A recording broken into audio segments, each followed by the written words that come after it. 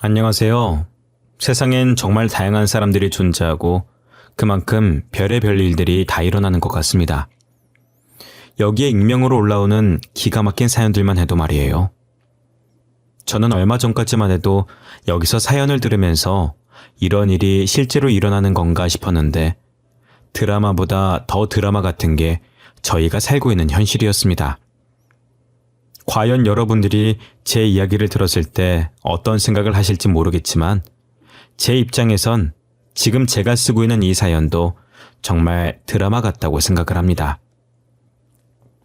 제게는 정말 귀하게 키운 아들이 하나 있습니다. 저는 23살이라는 어린 나이에 사고를 치는 바람에 남들보다 일찍 결혼한 편이에요. 남편은 27살 취업 준비하던 대학교 선배로 둘 다 이렇다 할 직장도 없이 사고를 쳐버린 겁니다.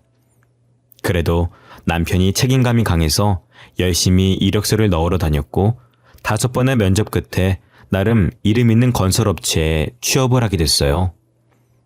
남편은 처음에 사무직으로 들어갔었는데 현장직에 사람이 부족해서 부서 이동을 통보받았습니다. 다들 편하게 사무직에 있고 싶지 누가 힘들게 현장직을 뛰고 싶겠어요. 부서 이동 얘기가 나올 때 서로 눈치 보기 바빴었고 그러다 결국 답이 서질 않자 나이도 경력도 막내였던 남편이 어쩔 수 없이 현장직으로 부서를 옮길 수밖에 없었습니다. 제가 걱정이 되어서 잘 하지도 않던 잔소리도 하게 되었어요. 하지만 남편은 제 잔소리에도 애써 웃어 보이더라고요. 아니, 아무리 늦게 입사하고 막내라지만 왜 자기들 마음대로 부서 이동을 시키고 그래? 자기들이 하기 싫은 일이면 우리도 하기 싫은 게 당연한 거 아니야? 그래도 어쩌겠어. 할 사람이 없다잖아. 그리고 우리가 찬밥 더운밥 따질 때가 아니잖아. 돈만 되면 뭐든 괜찮아. 나는 월급 더 많은 게 좋아. 당신이랑 애기만 먹여 살릴 수 있다면 말이야. 나는 당신이 걱정돼서 그런 거지. 그럴 거면 애초에 현장직으로 사람을 뽑든가 사무직으로 뽑아놓고 현장직으로 가라고 하면 어쩌라는 거야 정말. 저는 계속 투덜거렸지만 남편은 괜찮다고 저를 달랬습니다.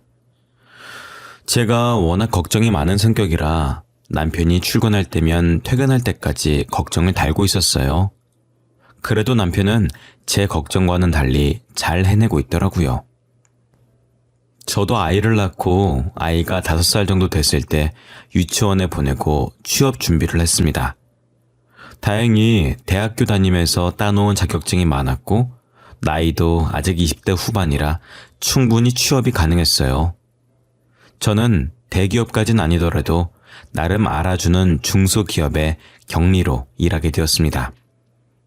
사실 광고회사랑 무역회사 두 회사에 다 합격을 했었는데 제가 원래 가고 싶었던 회사는 광고회사였어요. 무역회사는 다른 곳 다 떨어지면 거기라도 가보려고 그냥 한번 넣어본 회사였었거든요. 그런데 연봉이랑 복지가 무역회사가 더 좋아서 생각에도 없던 무역회사에 들어가게 되었습니다. 직원분들도 다 좋으신 분들이라 회사 생활을 편하게 했어요. 남편과 제가 맞벌이로 돈을 버니 금방 월세집에서 전셋집으로 옮길 수가 있었습니다. 아직은 자가로 살려면 한참 멀었지만 그래도 이전 월세집을 생각해보면 부자가 된 것 같고 좋았어요.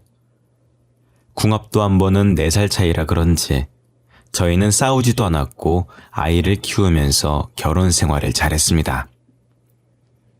아이가 초등학교 입학을 앞두고 있을 때 저는 동우가 쓸 책가방을 사려고 반차를 쓰고 아이와 함께 근처 마트에 갔습니다. 한참 쇼핑을 다 하고 시간을 보려고 휴대폰을 꺼냈는데 회사에서 배터리 충전하는 걸 깜빡했는지 휴대폰이 꺼져 있더라고요. 집에 오자마자 충전기를 연결해서 휴대폰을 켰더니 남편 번호로 부재중이 여러 통화 있더라고요. 그래서 전화를 걸었더니 남편이 아닌 다급한 간호사의 목소리가 들렸습니다. 신세구 씨 가족 되시나요? 지금 땡땡 대학병원인데요. 1시간 30분 전에 신석우 씨가 저희 병원으로 실려오셨는데 1시간 전에 사망을 하셨어요. 빨리 와주셔야 될 것 같아요. 저기요, 저희 남편이 사망했다니요? 그게 무슨 말이에요? 건강하던 사람이 왜 갑자기 죽어요? 장난치시는 거죠? 저희가 살려보려고 노력했는데 출혈이 심해서 사망하셨어요. 죄송합니다. 1시간 전이면 제가 휴대폰이 꺼진 채로 쇼핑을 하던 그때였습니다. 급하게 아이를 들쳐매고 병원으로 향했죠. 제가 도착했을 땐 이미 남편은 사망한 지 1시간이 지나서 침대 위에 누워 흰 천을 덮고 있었고, 누워있는 남편 옆에선 직장 동료로 보이는 분이 죄송하다며 고개를 숙이고 계셨죠. 저기요, 이게 어떻게 된 건지 말을 좀 해봐요. 저희 애아빠 어쩌다 이런 거냐고요. 죄송합니다. 입이 10개라도 할 말이 없습니다. 철거 작업을 하고 있는데 아래 사람이 없는 걸 확인하고 파이프를 떨어뜨렸는데 그만. 그게 말이 되냐고. 당신들 너무한 거 아니야? 현장을 해보지도 않은 사람이 현장직에 내세우더니 어떻게 우리 가족한테 이럴 수가 있어. 우리 가족은 어떻게 살라고 이제. 그렇게 남편은 저와 7살 아들을 두고 허망하게 세상을 떠나버렸습니다. 조금 있으면 아들이 초등학교 입학하는데 입학하는 거 보겠다고 휴일도 다 맞춰놨던 양반인데 뭐가 그리 급해서 벌써 떠났냐고 영정사진을 보면서 많이도 한탄했죠. 아들은 자기 아빠가 죽은 걸 아는지 모르는지 울지도 않고 그렇다고 웃지도 않았어요.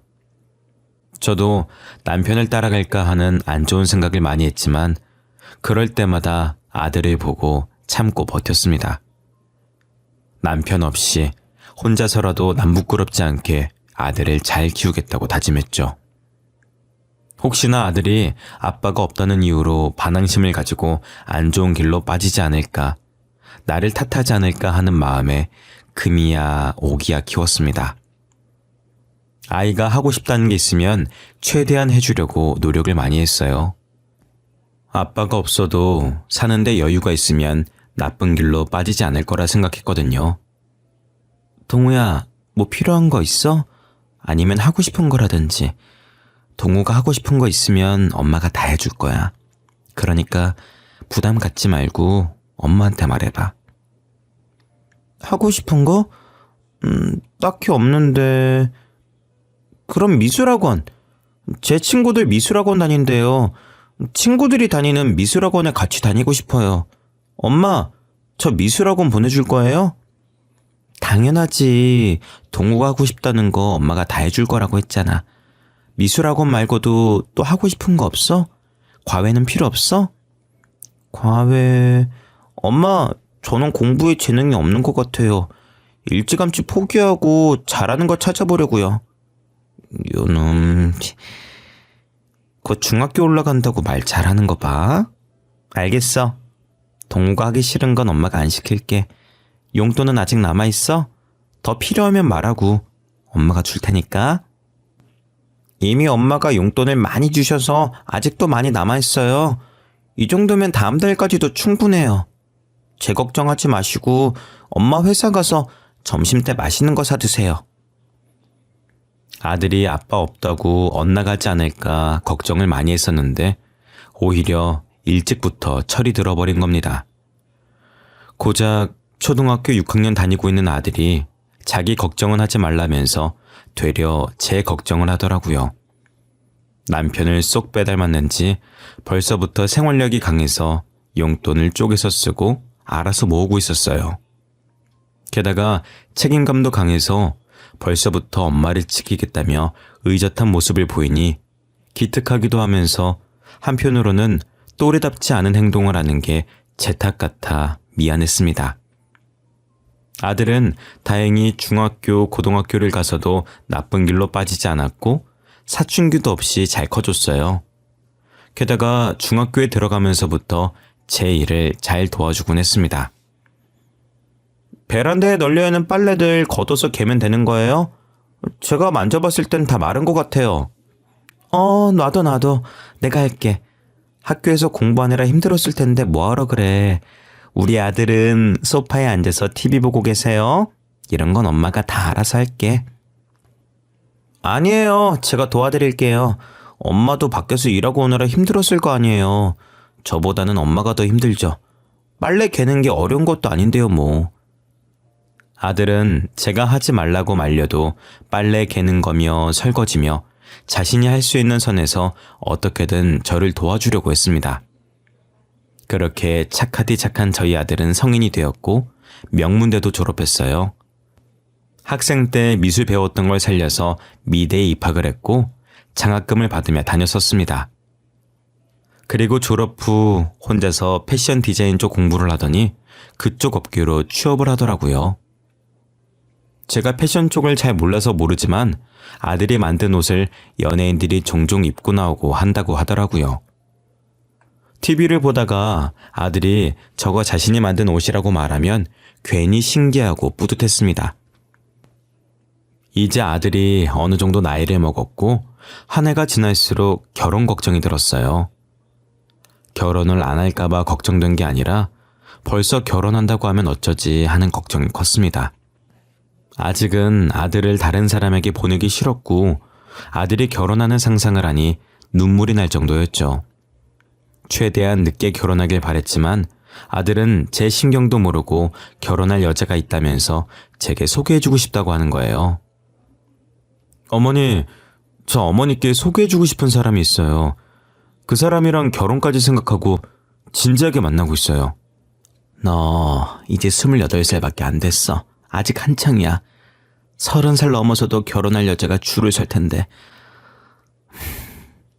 얼마나 아들이 푹 빠졌길래 엄마를 두고 벌써 결혼하려고 그래. 제 친구들도 결혼 많이 했어요. 이미 애까지 있는 친구도 있고요. 저도 한순간의 감정으로 이런 결정 내린 거 아니에요. 저는 아들이 30대 초중반쯤 되면 결혼할 거라고 생각했는데 20대 후반에 결혼을 하겠다고 하더라고요. 솔직한 심정으론 안 된다고 하고 싶었지만 그렇다고 평생 아들을 제 옆에 붙잡고 살 수는 없는 노릇이니 일단 아들의 여자친구를 한번 만나보기로 했어요. 얼마 지나지 않아 아들의 여자친구를 저희 집에서 만나게 되었습니다. 저는 며느리 될 사람의 얼굴을 보자마자 이 결혼은 반대라고 외치고 싶었습니다. 사람을 얼굴로만 보고 판단하면 안 되는 것이지만 그 아이의 얼굴이 좋지 않았어요. 이쁘고 안 이쁘고가 아니라 어딘가 모르게 쎄한 느낌이 들었습니다. 어머, 어서 오세요. 아가씨 집이 저희 집이랑 거리가 좀 있다고 하던데 먼 길 오시느라 고생했어요. 여기 앉으시겠어요? 아들, 주방에 가서 차라도 한 잔 내올래? 내가 아가씨 취향을 잘 모르겠네. 차 안 주셔도 돼요. 제가 남의 집에선 물도 제대로 먹질 못해서요. 죄송해요. 마음만 감사히 받고 차는 마신 걸로 칠게요. 그래도 되죠, 어머님? 그렇게 해요. 간혹 남의 집에서 물만 마셔도 체하는 사람이 있다라고 저 그런 거 이해돼요. 참 그 아들한테 들었어요. 직업이 교사라고. 나이도 아들보다 어리다고 하던데 벌써 교사까지 되고 대단해요. 별로 대단한 건 아니고 저희 집 근처 조그만 고등학교에서 근무하고 있어요.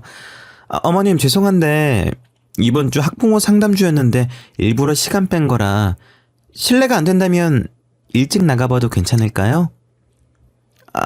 그렇게 해요. 우리가 괜히 바쁜 사람 잡아뒀네. 우리는 괜찮으니까 얼른 가봐요. 며느리는 말은 정중하게 착하게 하는 것 같은데 약간 예의가 없달까 어딘가 애매모호한 태도였어요. 솔직히 며느리 직업이 교사라고 하면 두말할 것도 없이 좋았죠. 하지만 며느리에게 풍겨오는 쎄한 느낌을 무시할 수가 없겠더라고요. 시어머니가 될 사람과 첫 식사 자리인데 벌써부터 먼저 일어나 보겠다고 하고 제가 주는 물 한 잔도 안 먹겠다는 태도를 보면 결혼 후에 어떨지 훤하게 보이더라고요. 저는 아무리 직업이 좋고 돈을 잘 벌어도 사람 됨됨이가 좋지 못하면 결혼시키고 싶지 않았습니다. 그 아이가 간 뒤 한참을 생각하다가 아들에게도 이 결혼은 아닌 것 같다고 말했어요. 아들, 꼭 그 아가씨랑 결혼을 해야 되겠어? 엄마가 봤을 땐 좀 아닌 것 같은데 인상이 너무 안 좋아. 아까 보인 태도도 그렇고. 제발 엄마를 봐서라도 결혼 다시 한번 생각해보면 안 되겠니? 엄마가 잘 몰라서 그런 거예요. 원래 수진이가 낯을 좀 많이 가려서 그런 거지 심성은 착한 애예요. 그리고 아까는 제가 바쁜 애 붙잡아 두긴 했어요. 원래 시간 안 된다고 했는데 제가 억지로 데리고 온 거거든요. 그래, 그래도 엄마가 볼 땐 영 아닌데 이 결혼 꼭 해야겠어? 나중에 너가 잡혀 살 것 같아서 그래. 나는 잘 지내는 모습을 보고 싶지 누구 하나 잡혀 사는 거 보고 싶지 않아. 에이, 엄마. 괜한 걱정하시는 거예요. 저희 사이 엄청 좋아요. 엄마, 저 못 믿으세요? 저 이제껏 언제 엄마 속 썩인 적도 없잖아요.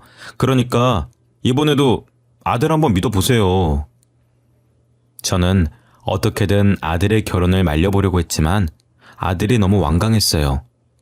아들이 이제껏 자기가 속 썩인 적 있냐고 하는데 반박할 말이 없더라고요. 지금까지 커오면서 제게 반항 한 번 한 적 없고 잘못된 선택한 적 없는 아이였거든요. 그래서 어쩔 수 없이 아들을 믿고 결혼을 허락했습니다. 상견례를 할 때 사돈네를 보니까 사이가 엄청 좋고 되게 인자해 보이시더라고요. 자식은 부모의 거울이라고 부모를 보면 자식이 어떤지 보인다고 하잖아요. 저는 사돈의 성격이 너무 좋아서 며느리도 그걸 보고 배웠겠구나 싶어서 날 세웠던 걸 조금 가라앉혔습니다. 며느리가 결혼한 지 반년 만에 제게 아들을 쏙 빼닮은 손자를 안겨주더라고요. 아이가 생기면서 육아에 전념하기 위해 며느리는 교직을 내려두고 전업주부가 되었습니다. 원래는 며느리가 다니던 학교 근처에서 신혼집을 구했어서 저희 집과는 거리가 먼 곳에서 살고 있었어요. 그런데 둘째를 낳고 아이가 어느 정도 크자 저희 집 근처로 이사를 오겠다고 하더라고요. 어머님, 지우가 중학교 들어가고 시우 초등학교 들어갈 날이 얼마 남지 않아서 학교 알아보다가 어머님 집 주변에 학군 좋은 학교들이 많더라고요. 그래서 시댁 근처로 이사 가려고 하는데 괜찮을까요? 그렇게 해. 너네가 좋으면 이사하는 거지. 나한테 물어볼 필요가 뭐 있니? 나는 오히려 손자 자주 볼 수 있어서 좋은데. 이사하는 날 말해줘. 내가 가서 도울 거 있으면 도와줄게. 정말 감사해요. 그럼 집 알아보고 이삿 날에 다시 연락드릴게요. 며느리가 뭐가 그래도 급했던 건지 저와 전화한 지 얼마 지나지도 않았는데 벌써 집을 구해서 저희 집 바로 옆동 아파트에 이사를 온 겁니다. 아들에게 왜 이리 일찍 이사 왔냐고 하니 며느리가 미리 이사 와서 아이 엄마들이랑 친해져야 한다고, 그래야 사교육 정보를 얻을 수 있다고 해서 이사를 서둘렀다고 하더라고요. 저는 아들을 그렇게 유난스럽게 안 키워봐서 이해가 잘 되진 않았지만 교사 출신인 며느리가 어련히 알아서 잘할까 하는 생각에 이해해보려고 노력했습니다. 그런데 며느리가 이사를 하고부터 제게 아이들을 맡기는 일이 종종 있더라고요. 첫째야 중학교 들어가면서 학원까지 다니게 돼서 늦게 오지만 둘째 손주는 아직 초등학생이라 방과 후 수업 마쳐도 3시 전에는 집에 도착하거든요. 그런데 매번 며느리가 얼굴은 안 비추고 전화로 이런저런 핑계를 대면서 둘째 손주를 맡기더라고요. 어느 순간부터 둘째 손주의 학교는 아들네 집이 아니라 저희 집이 되어버렸습니다. 어머님 죄송해요. 이번에도 저희 막내 잘 부탁드릴게요. 믿고 맡길 사람이 어머님밖에 없네요. 제가 급하게 학부모 간담회가 잡혀서 말이에요. 다들 일한다고 오늘 아니면 시간이 안 된다고 해서요. 아가, 너 며칠 전에도 학부모 독서회 가야 된다고 막내 우리 집에 맡겨두고 가지 않았니? 어머님, 그건 학부모 독서회고요. 이번엔 간담회예요. 독서회랑 간담회는 다른 거예요. 금방 올 거니까 잠깐만 봐주세요. 아, 진짜 죄송해요. 제가 간담회 맞추면 바로 데리러 올게요. 너 이러려고 여기로 이사 온 거지? 학고는 핑계고 일부러 나한테 애 맡기려고 우리 집 근처로 이사 온 거 아니야? 한두 번도 아니고. 이게 지금 대체 몇 번째야? 어머님 손주들이잖아요. 그럼 며느리 바쁠 때 한 번씩은 봐줄 수 있는 거 아니에요? 제가 놀러 가는 것도 아니고 지후 미래를 위해서 이렇게 발에 불나게 따라다니는 건데 이해 못 해주세요? 아휴, 알았다. 이번이 진짜 마지막이야. 7시 안엔 올 수 있는 거지? 나도 근처에 나갈 일이 있어서 7시에 나가봐야 돼. 그럼요. 무슨 일이 있어도 7시까지 꼭 갈게요. 감사합니다, 어머니. 저는 말로는 며느리를 이길 수가 없어서 매번 제가 아이를 맡아주고 있었어요. 제가 단순히 손주 봐주는 게 싫어서 며느리한테 이러는 게 아니었습니다. 당연히 아들 빼닮은 손주를 보면 너무 귀엽고 사랑스럽죠. 하지만 손주를 봐주고 나면 며느리에게 잔소리를 어마어마하게 듣습니다.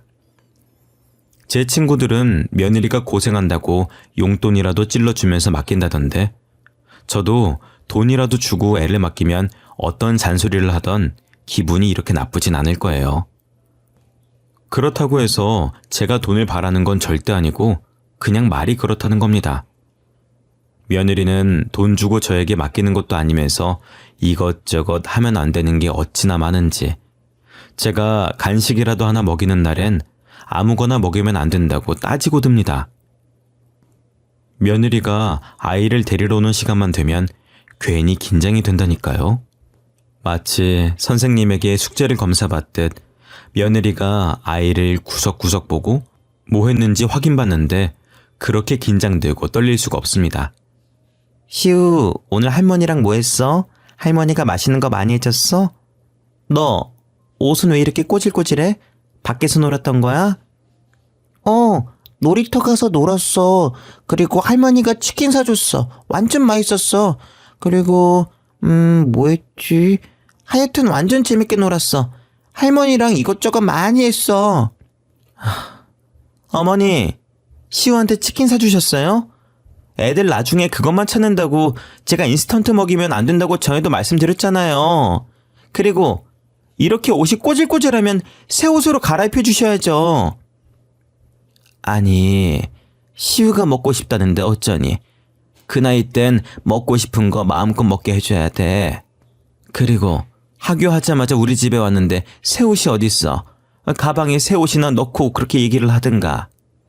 아, 진짜 못 살아. 다음부턴 여분 옷 가방에 넣어드릴 테니까 놀고 나면 애 옷 좀 갈아입혀 주세요. 다시는 인스턴트 음식 사주지 마시고요. 아시겠어요? 그럼 저 이만 가볼게요. 아이를 맡기는 날이면 하루도 빠지지 않고 며느리에게 한 소리를 들어야 했습니다. 이 정도 했으면 며느리의 잔소리에 내성이 생길 만도 한데 언제 들어도 심장이 벌렁거려요. 며느리가 저를 시어머니라고 생각은 하는 건지 해도 너무하더라고요. 어찌나 잔소리가 심한지 이 나이 먹도록 애를 열심히 봐주고 욕은 욕대로 먹는 게 너무 울컥해서 눈물이 다 나오더라고요. 그러다 며느리가 다급하게 저희 집에 찾아와선 첫째 학부모 모임 간다고 저한테 또 막내 손주를 맡기러 온 겁니다. 그땐 저도 약속이 있어서 나갈 준비하던 참이었었거든요. 그래서 저도 그날만큼은 단호하게 안 된다고 말을 했습니다. 어머님, 진짜 죄송해요. 오늘 첫째 학부모 모임 있는 걸 제가 깜빡했어요. 지금 당장 가봐야 되거든요.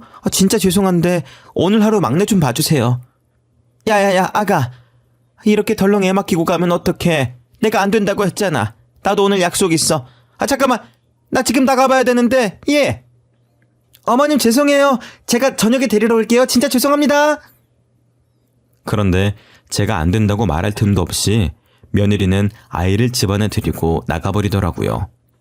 순식간에 며느리가 사라져버렸고 남겨진 저와 손주는 서로를 빤히 쳐다봤습니다. 저는 결국 약속을 취소했고 한숨을 쉬며 손주를 봐줬어요. 손주가 집에서 잘 놀다가 집에서만 놀기엔 답답한지 밖으로 나가고 싶어 하는 겁니다. 아파트 단지에 아이들이 놀 수 있게 만들어 놓은 놀이터가 있어서 거기로 향했어요. 손주의 손을 잡고 집을 나서는데 며느리 차가 저희 집 바로 앞동에 주차가 되어 있는 겁니다. 저는 주차장 자리가 없어서 거기 주차해놓고 차를 안 가지고 갔나 했었거든요. 매일 차를 끌고 나가라는 법은 없으니까 대수롭지 않게 보고 있었습니다. 제가 그냥 지나치려고 할 때 며느리가 앞동에서 남자와 팔짱을 끼고 엘리베이터에서 나오는 겁니다. 처음엔 저 여자 우리 며느리와 좀 닮았네 싶었는데 옷차림이 아까 저한테 애 맡기고 나간 옷 그대로였고 얼굴도 자세히 보니 며느리가 확실했습니다. 저는 며느리를 보자마자 곧장 아들에게 전화를 걸었어요.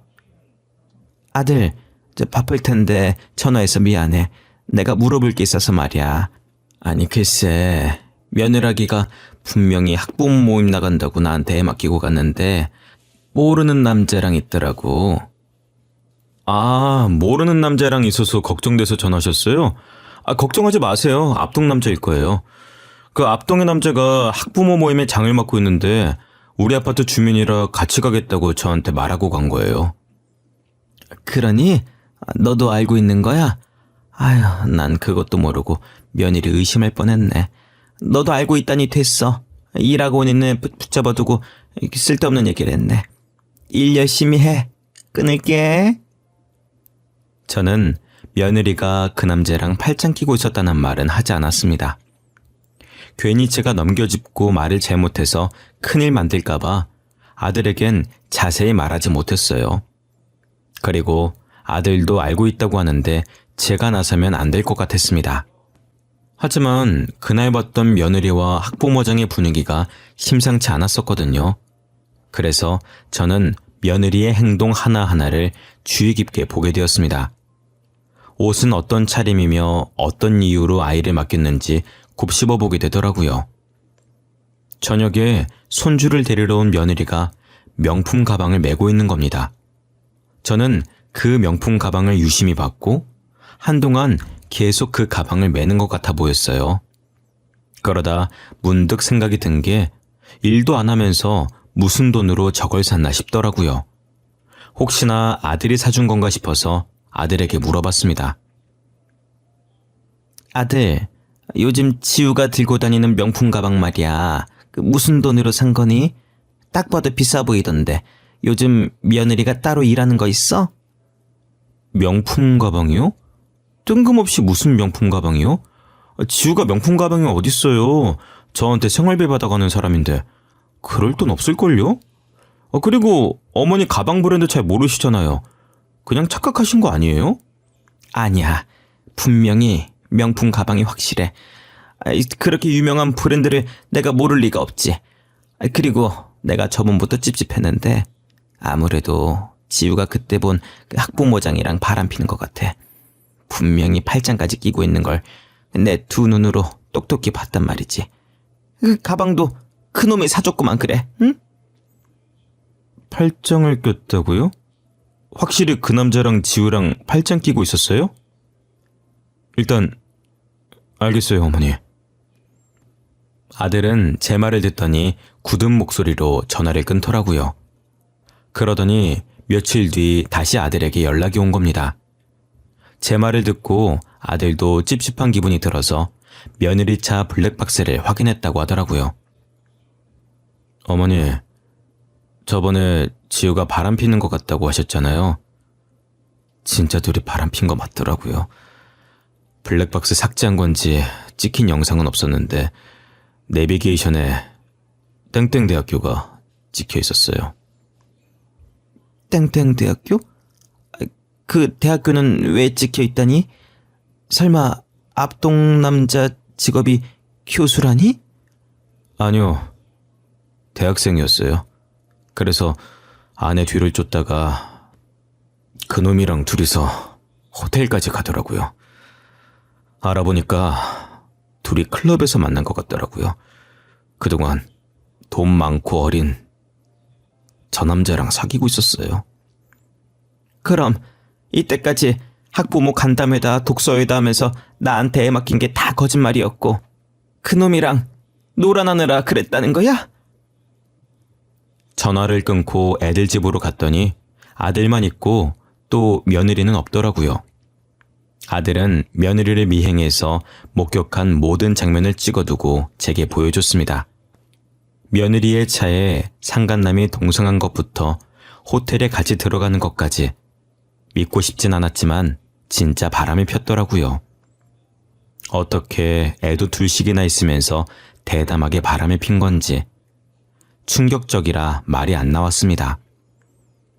며느리한테 당장 집으로 들어오라고 전화로 불렀습니다. 며느리는 왜 말도 없이 왔냐며 바쁜 사람 오라가라 한다고 투덜거리면서 집 안으로 들어오더라고요. 죄의식은 가지고 있는 건지 스스로 실토할 기회를 주고 싶어서 불렀더니 아주 뻔뻔 그 자체였습니다. 너 지금 어디 갔다 오는 길이야?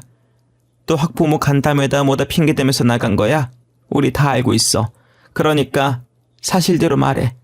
사실대로 말하면 가볍게 끝낼게. 다짜고짜 바쁜 사람 불러놓고 뭘 사실대로 말하는 거예요? 오늘은 학부모들 만난 게 아니라 집 근처 카페에서 친구 만나고 있었어요. 친구? 그 친구라는 사람 혹시 네 남자친구 말하는 거니? 클럽에서 만난 앞동 그 남자? 내가 앞동 남자랑 같이 있는 거 다 봤다. 어머님, 벌써부터 놓아놓으신 거예요? 저를 지금 누구랑 착각하시는 거예요? 뭘 보셨는지 모르겠는데 그거 저 아니에요. 학부모들 뒷공문이 쫓아다니기 바쁜데 제가 바람필 시간이 어딨어요? 며느리는 제 말에 팔짱을 끼면서 살짝 코웃음을 치더니 자기가 아니라고 뻔뻔하게 말하는 겁니다. 되려 저더러 노안이 있냐고, 자기를 누구랑 착각하고 이렇게 나오는 거냐고 하더라고요. 저는 그 말에 어처구니가 없어 했고 옆에 있던 아들은 며느리 얼굴에 몰래 찍어둔 사진을 던졌습니다. 며느리는 맞은 게 열받는지 저와 아들을 째려보다가 여전히 팔짱 낀 상태로 떨어진 사진을 내려다봤어요. 그러다 자신과 앞동 남자가 호텔 앞에서 팔짱 낀 사진이 있자 그 사진을 떨리는 손으로 줍더라고요. 어머님, 여보, 이게 대체...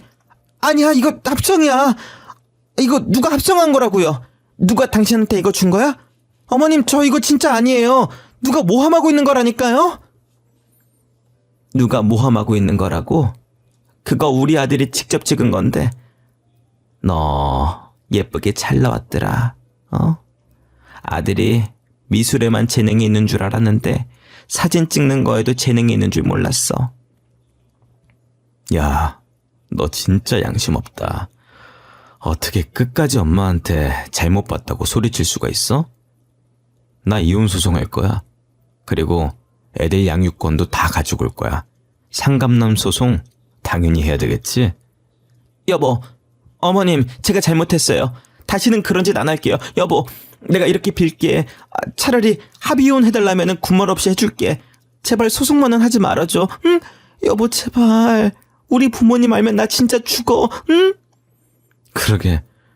부모님 알면 죽는다면서 그런 짓은 왜 하고 다녔니? 네가 싼 똥 네가 치워. 난 너 대신 치워줄 마음 없으니까.